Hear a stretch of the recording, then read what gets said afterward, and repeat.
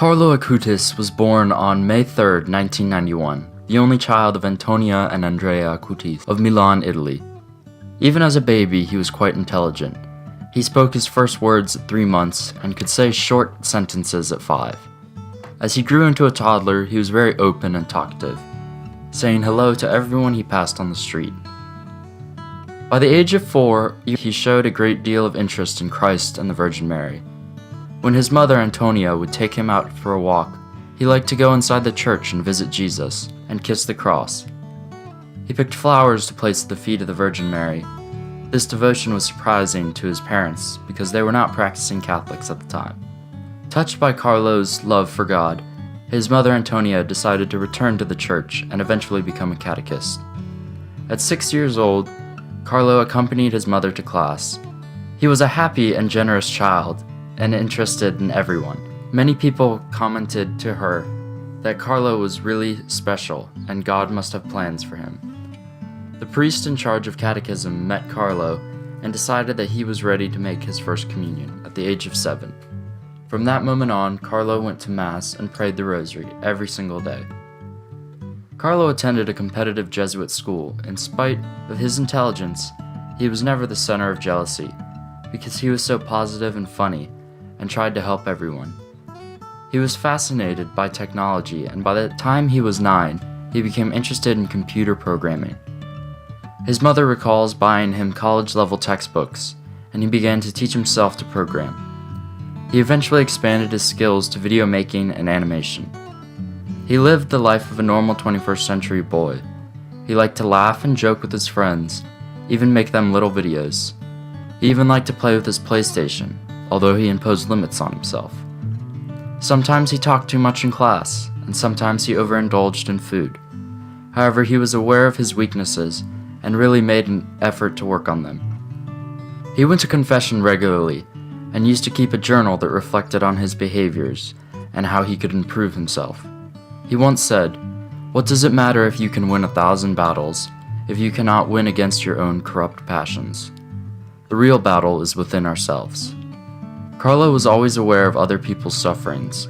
In his own circle, he consoled his friends in their struggles, always encouraging them to do the right thing, but he was never overbearing about it. He had the gift of knowing the right thing to say and when and how to say it. He would say that he always tried to live in the presence of God. Jesus was his first priority, and because of this, he had a very pure and loving heart. People sensed this and were attracted to him. In addition to his prayer life, he and his mother also volunteered to bring food and blankets to the homeless of Milan. He would round up his friends to help with this and other projects at his parish. Carlo made his confirmation at 11 years old, and then began helping out with catechism in his parish. He noticed that many of the children had a hard time with concepts because their parents never took them to Mass. Carlo once said, "The Eucharist is my highway to heaven." He believed that if people understood the true presence of Christ in the Eucharist and the amazing graces that we receive from it, their lives would be transformed. He then began his great project, to create a website presenting all the Eucharistic miracles of the world.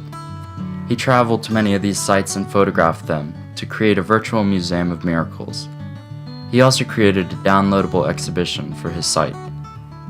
He once said, "The more Eucharist we receive, the more we become like Jesus, so that on this earth we will have a foretaste of heaven."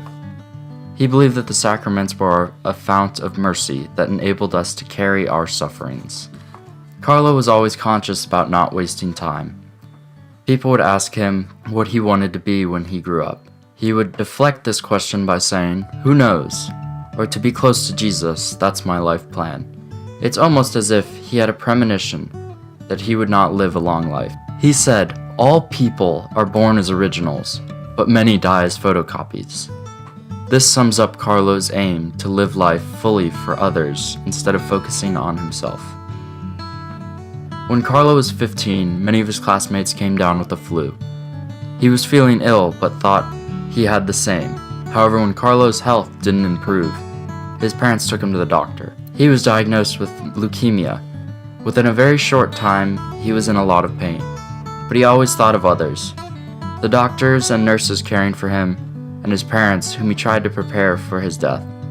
He said to his mother, "Mama, I would like to leave this hospital, but I know I will not do so alive.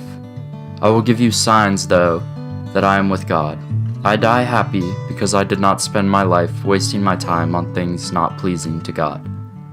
He continued to smile and tried not to complain. He offered up his sufferings for the Church and the Holy Father.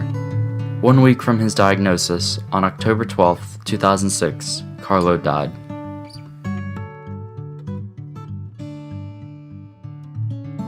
The funeral was packed with friends and strangers, some even standing outside the church, but were all touched by the life of Carlo.